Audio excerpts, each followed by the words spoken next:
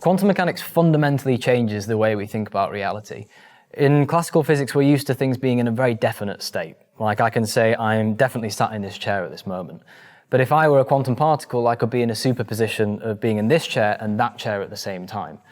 So Eleanor, I'm wondering if, as a philosopher of quantum science, can you tell me why we don't see superpositions in classical physics? Good. So it's a brilliant question, and in some sense it's the question at the heart of quantum mechanics. It's known as the measurement problem. The orthodox answer, the one you'll find in a textbook, says that when we do something called measurement, something called collapse happens.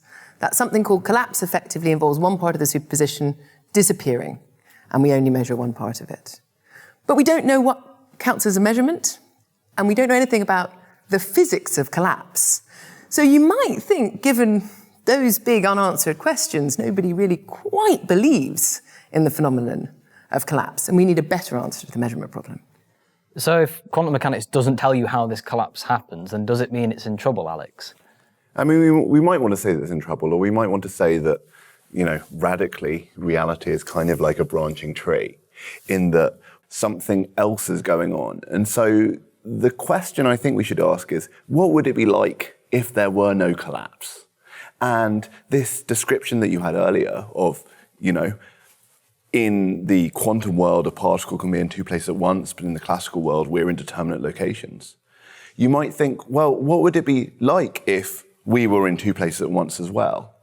And so you might end up saying that rather than we would see that chair being over there and over there, you might say there's a version of us that sees a chair being over there and a version of us that sees a chair being over there. And so this superposition principle, when applied using the consistent physics that we have to macroscopic objects, ends up giving us multiple consistent realities. So this really sounds like something out of science fiction. Eleanor, how can we reconcile this with our normal view of the world? I mean, it's hard to believe, isn't it? And I don't know if I sort of believe it with every fibre of my being. But what I do believe is that it looks like a consequence of the quantum mechanics that we actually use.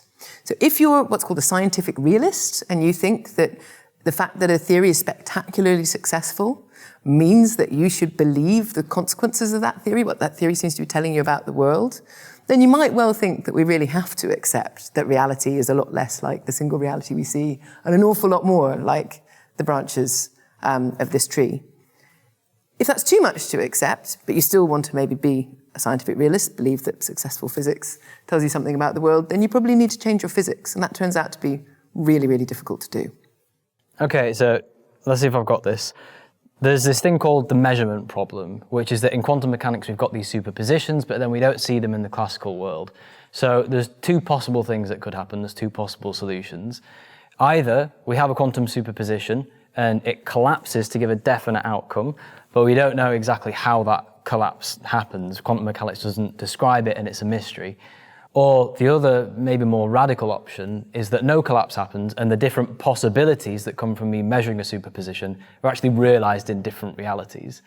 I mean, if it's the latter, if it's that there's multiple different realities, would you be comfortable living in a world where there's different versions of yourself? I think there's a very good chance that that's just the world that we live in. And so I'm not sure I should feel one way or another about it, but I don't like it. I don't feel comfortable about such a world. I do think that there's a very good chance that the physics as it currently stands tells us that that is what the world is like. And that is a world in which there are branching realities. It is extremely disquieting, though. I mean, for each of the branches of this in which you're terribly happy and living a wonderful life, there's a whole bunch in which your terrible things have happened. I mean, most things that could possibly happen in this branching picture, and I think that is deeply disturbing. But as Alex says, it might actually be the way the world is. I wonder if there's a way that we can take it kind of in an empowering way. You know, it kind of gives a new meaning to the phrase, anything is possible. Yes, I think that's right. I think it's closer to something like anything, no matter how improbable, that's nonetheless possible really occurs. I don't know how you feel about that. It's pretty catchy.